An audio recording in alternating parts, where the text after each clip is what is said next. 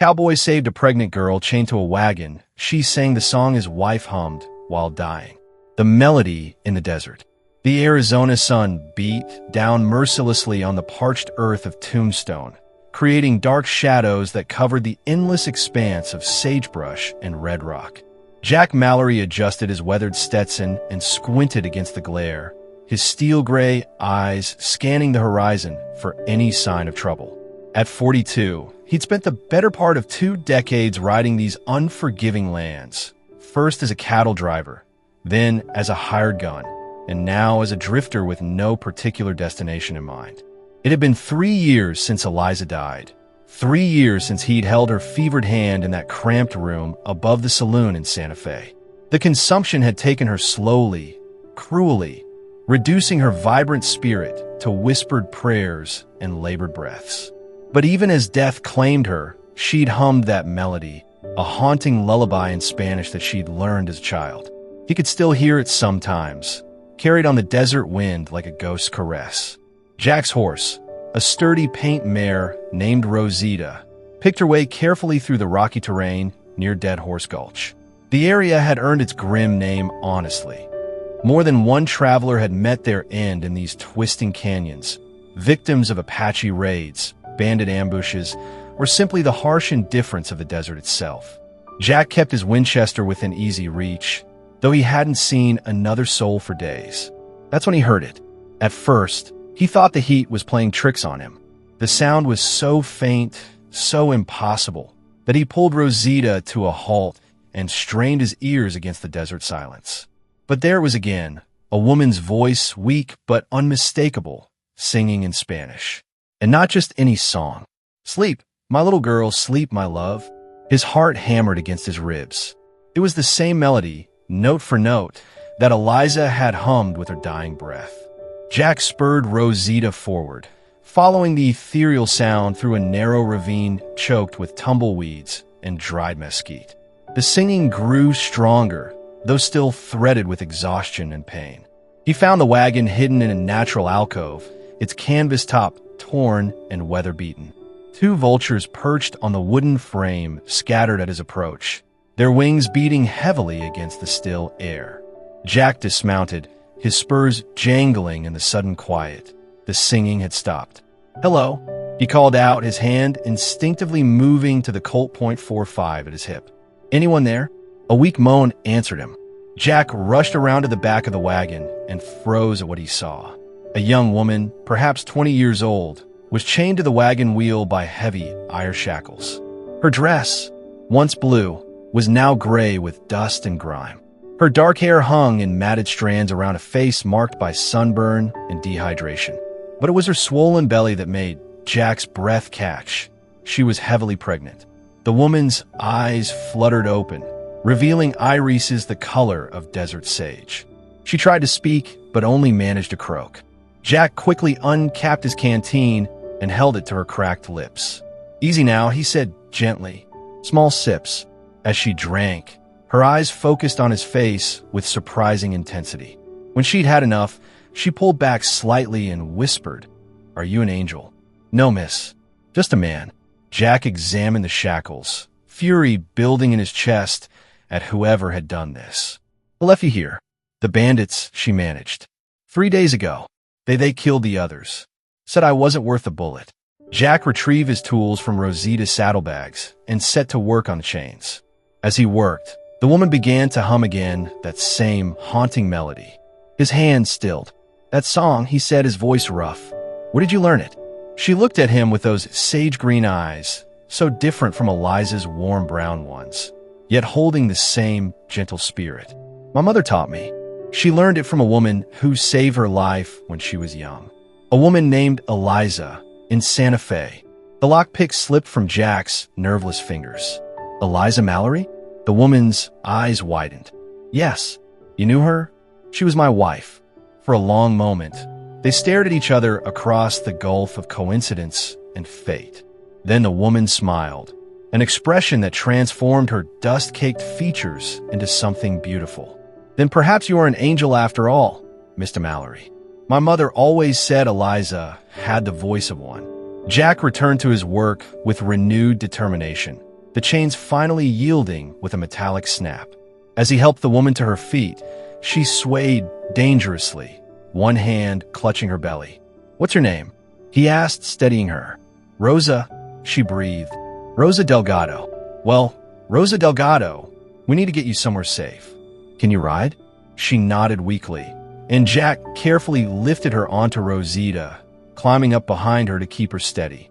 As they rode toward Bisbee, Rosa leaned back against his chest and began to sing again, not just humming this time, but giving voice to the words Jack had never known. "Sleep, my little girl, sleep, my love, for the moon comes with its gentle glow. The angels watch over your sweet dreams, and my heart will always guard you so."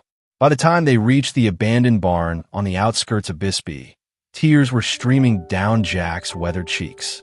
He'd found more than a woman in need of rescue in that desert canyon. He'd found a piece of Eliza's legacy, living and breathing and carrying new life into the world. Shadows from Santa Fe. The barn had seen better days, but it was shelter. Jack had discovered it months ago during his wanderings, a remnant of some failed homestead, with walls that still stood firm against the desert winds and a roof that kept out most of the rain. He'd stashed supplies here, blankets, canned goods, and medical items he'd learned to use during the war. Now, as he helped Rosa inside, he was grateful for his foresight. "Rest here," he said, spreading blankets over a pile of old hay. "I'll get a fire going." Rosa sank down gratefully, her hands protectively cradling her belly. In the fading light that filtered through gaps in the barn walls, Jack could see her more clearly. Despite the ordeal she'd endured, there was a strength in her bearing, a dignity that reminded him painfully of Eliza. As he built a small fire in the old stone circle someone had constructed years ago, Rosa began to tell her story. "My mother, Esperanza, was orphaned young," she said, her voice gaining strength with each sip of water. "She lived on the streets of Santa Fe, stealing to survive. One winter, when she was perhaps 10 years old, she tried to steal bread from a boarding house kitchen. The woman who caught her was your Eliza." Jack fed another stick to the fire, listening intently. "Instead of calling for the sheriff, Eliza took my mother in, fed her, clothed her, and taught her to read and write. My mother worked in the boarding house for 3 years, until—" Rosa paused, pain flickering across her features. "Until Eliza had to leave Santa Fe suddenly. She gave my mother money and a letter of recommendation and taught her this song. Said it would bring her comfort in dark times." "When did Eliza leave?" Jack asked a question, although he suspected he already knew the answer. "Spring of 1854. Jack closed his eyes. That was when they fled Santa Fe, when Eliza's first husband had tracked them down. The man had been a monster, a wealthy merchant who'd beaten Eliza regularly during their brief marriage. When she'd run away with Jack, a young cowhand from the boarding house stables, they'd thought themselves free. But the merchant had hired men to find them, and they'd had to leave in the night, abandoning everything and everyone. Eliza never mentioned Esperanza," Jack said quietly. "But then, she rarely spoke of Santa Fe at all. My mother understood. She married my father, Diego Delgado, and they built a good life. I had 5 children. I was the youngest. But she sang Eliza's song to all of us." Rosa's voice hardened. "Then the raiders came. Comancheros. They killed my parents and my brothers.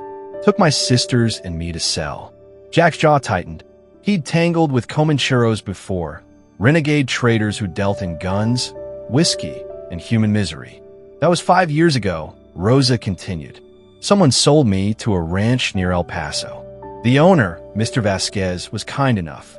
I worked in his house, and when his son Luis began courting me, Vasquez gave his blessing. We married last year." Her hand moved to her belly. "Luis was beaming when I told him about the baby." "Was?" Jack prompted gently. "Bandits attacked the ranch 2 weeks ago. Luis tried to fight them off, but she didn't need to finish. They took everything valuable, including me. They claimed that a pregnant woman would command a high price in Mexico if she were sold to the right brothel. But I fought them, bit their leader, so they decided to leave me to die instead." Jack added more wood to the fire, his mind working. "This leader, Did you get a good look at him? Yes. The man stood tall, a scar grazing his left eye. Called himself the Crow. Jack stiffened. He knew that name, knew that scar. Marcus Crow Kavanaugh had been terrorizing the border regions for years, moving between Mexico and Arizona territory like smoke. Jack had put that scar on his face during a gunfight in Tucson, when Crow had tried to rob a family Jack was escorting to California. I know him, Jack said grimly. And if I know Crow, he'll come back to make sure you're dead. He doesn't like leaving witnesses. Rosa's eyes widened with fear, but she lifted her chin defiantly. Then I will face him. I have nothing left to lose. You have that baby, Jack reminded her, and you have Eliza's song. That means you're under my protection now. Before Rosa could respond, a spasm of pain crossed her face. She gasped, doubling over. Rosa? The baby, she panted. I think it's coming. Jack had delivered calves and foals, but never a human child. Panic threatened to overwhelm him, but he pushed it down. How far along are you? 8 months. Maybe a little more. The stress. Another contraction hit her, stronger than the last. Jack helped her lie back on the blankets. There's a midwife in Bisbee. I can ride there in an hour. No. Rosa grabbed his hand with surprising strength. Don't leave me. Please. If I die, I need someone to know my story. To remember. You're not going to die, Jack said firmly, hoping he sounded more confident than he felt. We're going to get through this together. As the night wore on, Rosa's labor progressed. Between contractions, she sang Eliza's lullaby, her voice growing hoarse but never faltering. Jack held her hand, wiped her brow, and offered what comfort he could. The barn felt like a sanctuary against the darkness outside, the fire casting dancing shadows on the walls. Tell me about her, Rosa gasped during a brief respite. Tell me about Eliza. So Jack did. He told her about the woman with laughing brown eyes who'd taken a chance on a young cowboy with big dreams. About their flight from Santa Fe, their years of wandering, always staying one step ahead of the past. About settling finally in Colorado, where they'd built a small ranch and been happy for a few precious years before the consumption took hold. She would have loved you, Jack said. She always wanted children, but it wasn't meant to be. Maybe that's why she helped your mother. She saw a child who needed her. Rosa smiled through her pain. And now you're helping her granddaughter of the heart. Eliza's kindness echoes through time. As dawn broke through the gaps in the barn walls, a new cry joined Rosa's voice. The baby, a girl, was small but fierce, her tiny fists waving at the world that had tried to deny her entry. She's beautiful, Jack said, wrapping the infant in a clean blanket. What will you name her? Rosa, exhausted but radiant, took her daughter with trembling arms. Eliza, she said simply. Eliza Esperanza Delgado. Hope for the future, carrying the past. Jack was about to respond when he heard horses approaching, moving fast. His hand went to his gun as he peered through a crack in the wall. 3 riders were coming down the trail, and even at a distance, he could see the distinctive shape of the lead rider. Tall, lean, with a predator's grace. Crow had come to finish what he'd started. Stay quiet, Jack whispered to Rosa. No matter what happens, keep little Eliza silent. Rosa clutched her newborn daughter, fear replacing the joy in her eyes. Jack checked his weapons, the Colt at his hip, the Winchester by the door, and the hideout gun in his boot. 3 men against 1, with a woman and baby to protect. He'd faced worse odds, but never with so much at stake. As the riders drew closer, Jack made his choice. He wouldn't wait for them to box him in. Slipping out the back of the barn, he circled around to where Rosita waited, still saddled. The morning sun was at his back as he stepped into view, rifle ready. That's far enough, Crow, he called out. The 3 riders pulled up sharp. Marcus Crow Kavanaugh sat on his black stallion like a king on a throne, his scarred face splitting into a grin that held no warmth. Well, Jack Mallory. Should have known I'd find you playing nursemaid to lost causes. Crow's pale eyes flicked to the barn. Is the woman alive in there? What woman? Jack kept his voice level. I'm just a drifter using an old barn for shelter. Don't play games with me, Mallory. We tracked her here. That Mexican whore bit me. He touched his bandaged hand. Nobody does that to Marcus Kavanaugh and lives. Seems to me she already died, Jack said. Found a body by a wagon 3 days gone. Coyotes had been at it. Nothing left worth identifying. Crow studied him, that cold intelligence working behind his eyes. Then you won't mind if we check the barn. Actually, I would mind. Jack shifted slightly, the rifle barrel catching the morning light. See, I've had a powerful dislike of people who chain pregnant women to die in the desert. Makes me downright inhospitable. The two men flanking Crow, hard cases both, with the look of men who'd killed for pleasure as much as profit, reached for their guns. Crow stopped them with a gesture. 3 against 1, Mallory. You might get one of us, maybe 2 if you're lucky. But you'll die, and then we'll burn that barn with whoever's inside. Maybe Jack allowed.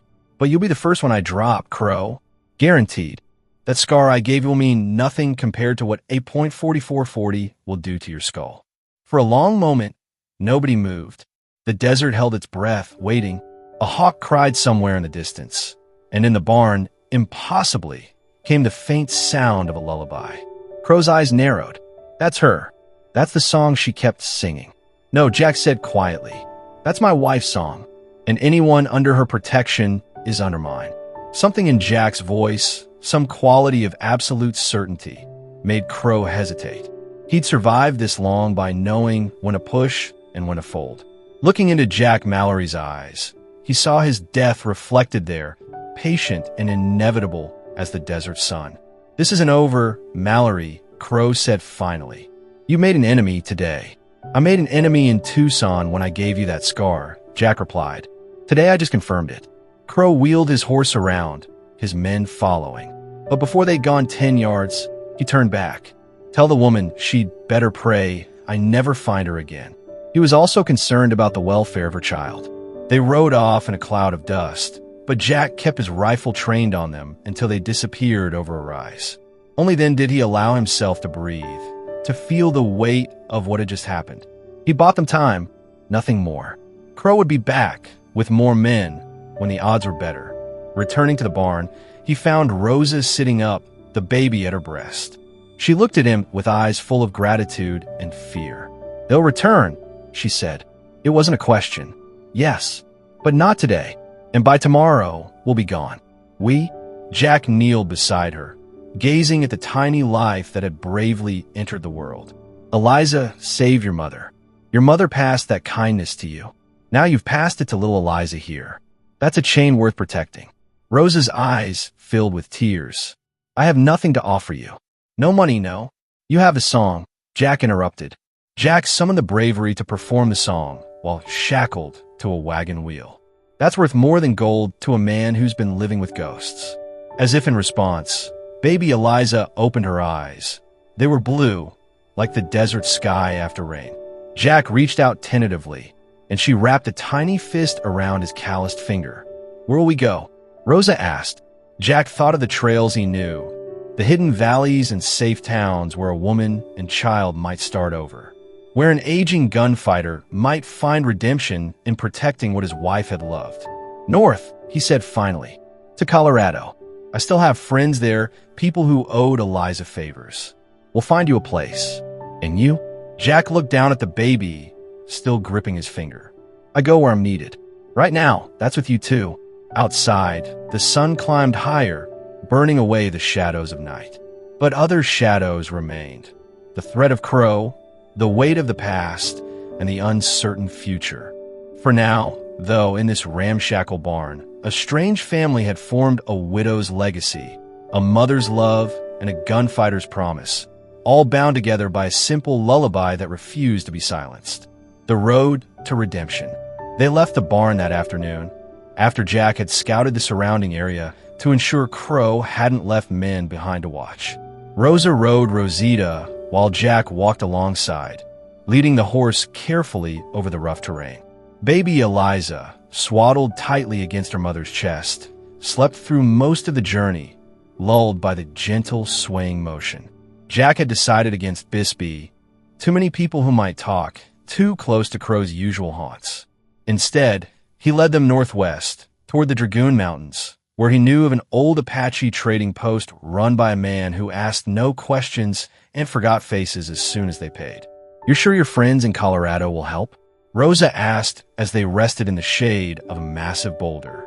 The baby was feeding again, making small, contented sounds. Sarah Morrison owns a boarding house in Silver Creek, Jack replied, scanning the horizon out of habit. She and Eliza were like sisters once. She'll take you in and help you get established. And what will you tell her about me? Jack considered this. The truth, that you're carrying on Eliza's kindness. Sarah will understand that better than most. They traveled through the afternoon heat, keeping to the shadows of mesas and following dried creek beds that offered some concealment. Jack's years of outlawing, for that's what his life with Eliza had been during their flight from Santa Fe, served them well now. He knew how to move unseen and how to read the land for danger and shelter. As the sun began its descent toward the western mountains, they reached the trading post, a collection of adobe buildings clustered around a well. Smoke rose from a cooking fire, and Jack could smell beans and fatback. His stomach reminded him that none of them had eaten since the previous day. "Wait here," he told Rosa, helping her dismount in a grove of cottonwoods. "Let me check things out first." The trading post was run by Joaquin Morales, a half Apache, half Mexican who'd been trading in these parts for 20 years. Jack found him sitting on the porch of the main building, smoking a pipe and watching the sunset. "Jack Mallory," Joaquin said without looking up. "I heard you might be dead. Disappointed?" "Nah, dead men don't buy supplies." Joaquin finally turned, his weathered face creasing into a grin. "You look like hell, friend. Feel worse. I need supplies for 3, heading north. And information." Joaquin's expression sharpened. 3? Are you traveling with someone?" "A woman and her baby. They need safe passage to Colorado." This wouldn't have anything to do with Crow Kavanaugh tearing through here yesterday, mad as a branded bull about some Mexican woman who bit him.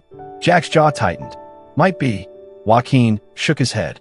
"You always did like lost causes, Jack. Eliza made you soft." "Eliza made me better," Jack corrected. "Will you help or not?" The trader studied him for a long moment. "You know, Crows put out word. $100 for information on the woman. $500 for her delivered alive. And I'm not in the business of selling women and babies to men like Crow." Joaquin stood. "Bring them in. Maria will get them fed while we talk business." An hour later, Rosa and the baby were settled in a small but clean room, fed and resting. Jack sat with Joaquin on the porch, sharing a bottle of tequila and planning their route. "Crows have men watching the main trails," Joaquin warned. "You'll need to go through the mountains, take the old Apache paths." "I know them," Jack said. "Ran them enough times with Eliza. That was 15 years ago. You're not a young man anymore, Jack. Don't need to be young. Just need to be smarter than Crow." Joaquin poured another round. "Why are you doing this?" "Really?" Jack was quiet for a moment, watching the stars emerge in the darkening sky. "You remember what Eliza used to say? About how kindness was like water in the desert, rare and precious, but it could make things grow in the most unlikely places." "Yes, I remember." "Well, it turns out she planted more seeds than I knew about. Rosa's mother was one of them. Now Rosa and her baby, they're what grew from that kindness. I can't let Crow destroy that, even if it costs her life. Especially then. Since Eliza's passing, I've been completely lost. This gives her death meaning. Shows that her kindness outlived her." Joaquin raised his glass. "To Eliza Mallory, then, and to the fools who loved her."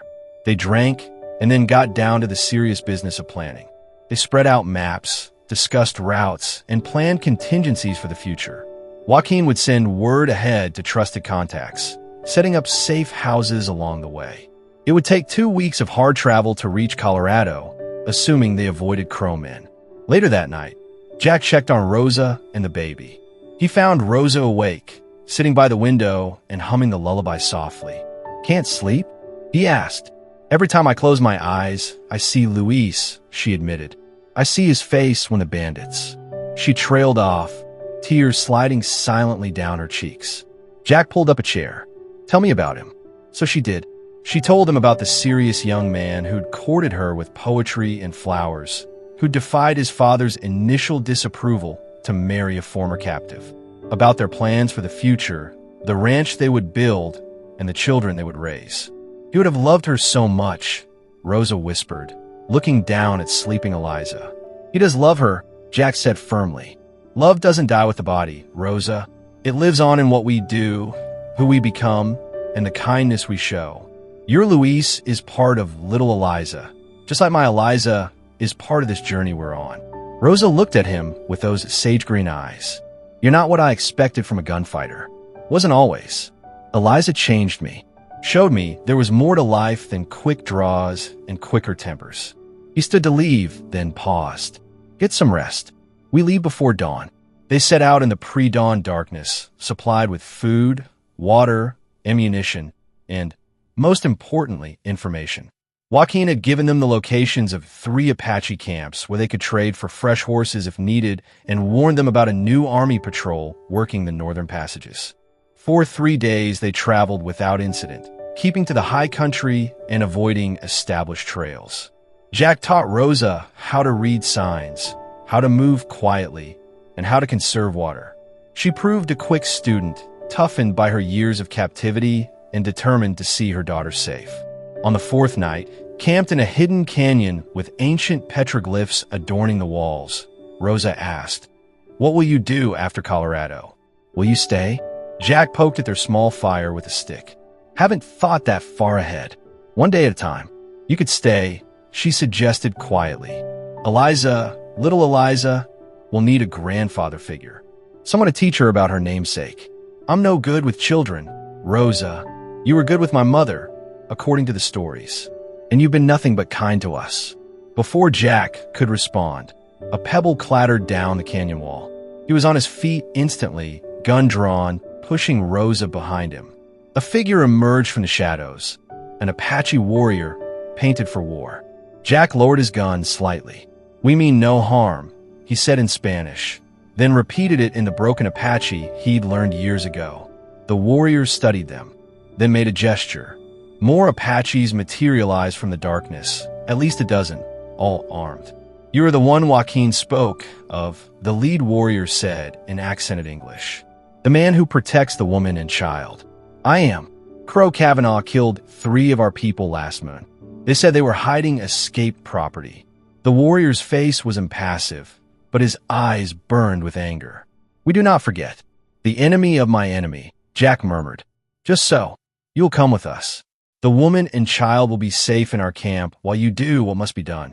"What must be done?" The warrior smiled, and it was not a pleasant expression. "Crow camps 2 valleys over with 15 men. They plan to take you at Skeleton Ridge tomorrow. But tonight they are drunk on mezcal and sure of their victory." Jack understood. The Apaches were offering him a chance to end this cleanly, but it would mean leaving Rosa and the baby in their care while he faced Crow. "I need to speak with the woman," Jack said. The warrior nodded. "Decide quickly. The night grows old." Jack turned to Rosa, who had heard everything.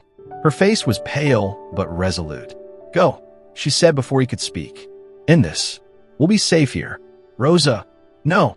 She gripped his arm. "You've given us a chance at life. Now, take away the shadow that follows us. I trust these people.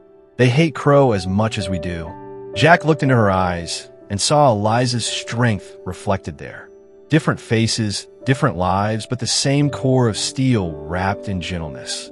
"If something happens to me, then I'll continue north with little Eliza. I'll find Sarah Morrison and tell her everything. Your kindness won't be forgotten, Jack Mallory." He reached into his shirt and pulled out a small leather pouch. "Give this to Sarah. She'll know what it means." Rosa took the pouch without looking inside. "Go with God, Jack. Keep singing the lullaby," he said, "no matter what." An hour later, Jack crept through the darkness with 6 Apache warriors, their faces painted for war, their movements silent as shadows. Below them, Crow's camp sprawled carelessly in a box canyon with 15 men around 3 fires, bottles passing freely, and guards posted but drowsy with drink.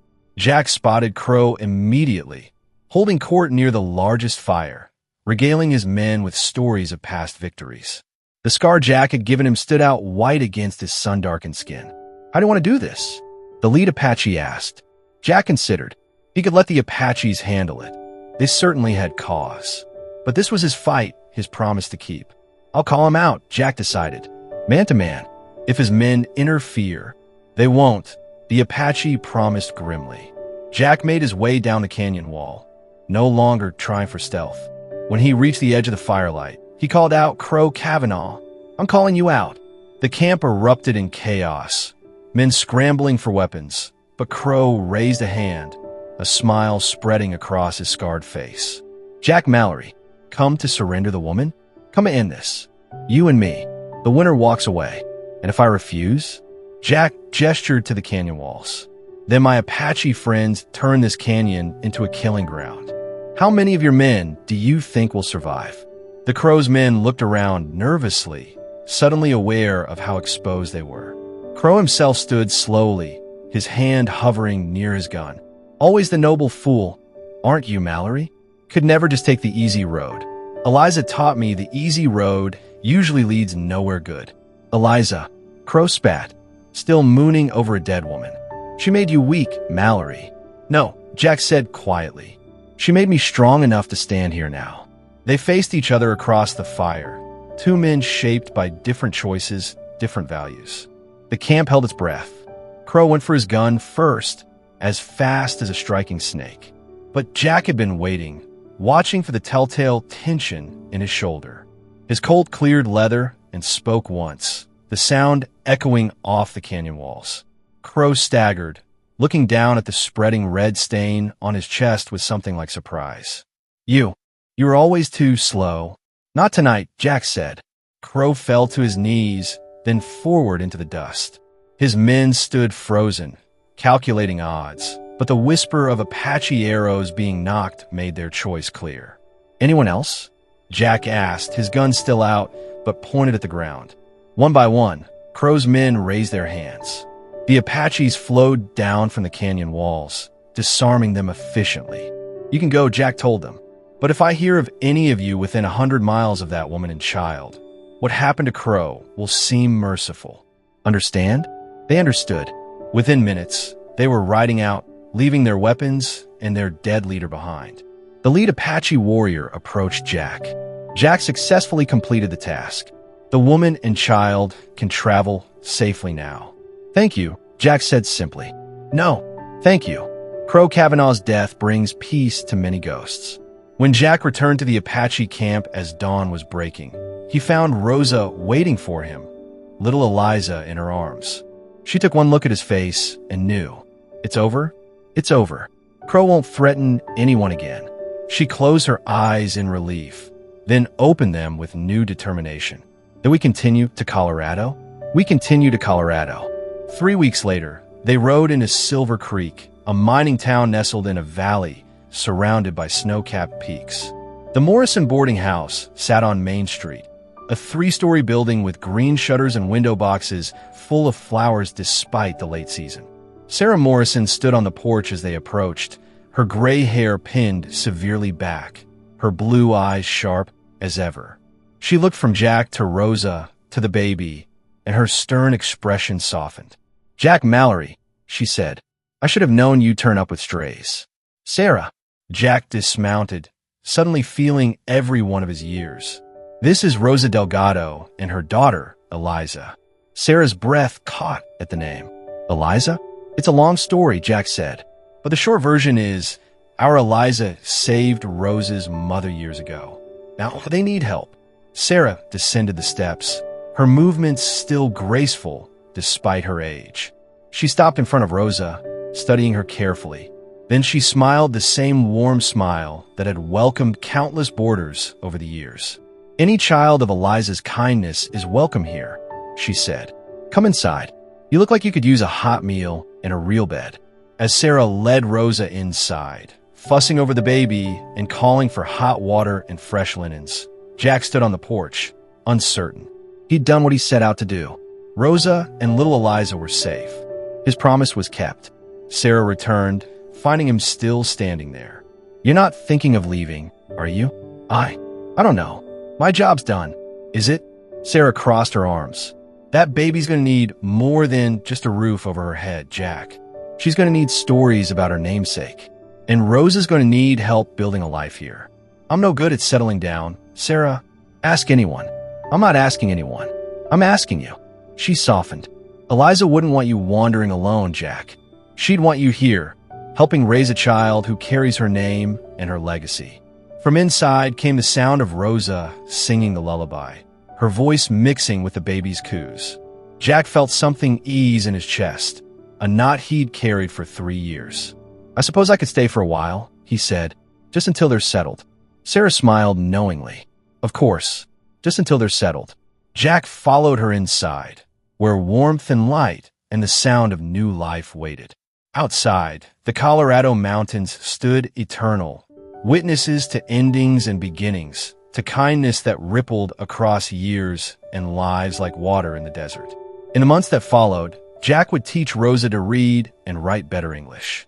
He would hold little Eliza when she cried at night, walking the floors and humming the only lullaby he knew. He would tell stories of her namesake to anyone who would listen, keeping Eliza's memory alive in word and deed. And sometimes, late at night, he would stand on the boarding house porch and look up at the stars, feeling Eliza's presence in the mountain wind. The chain of kindness she had forged remained unbroken, passed from one generation to the next, stronger than death, more enduring than sorrow. Rosa would eventually remarry a good man, a schoolteacher who loved her daughter as his own. Jack would walk her down the aisle, giving her away as the father she'd never truly had. Little Eliza would grow up calling him Grandpa Jack, never knowing a time when he wasn't there with his stories and his patient protection. And through it all, the lullaby continued, sung in Spanish and English, in joy and sorrow, binding them all together. "Sleep, my little one, sleep, my love, for the moon comes with its glow above. Angels guard your sweet dreams tonight, and my heart will hold you till morning light." The desert had taken much from all of them, but in the end, Eliza's kindness had grown even in that harsh soil, blooming into a family forged not by blood but by choice, not by law but by love. And that, Jack knew, was the greatest redemption of all.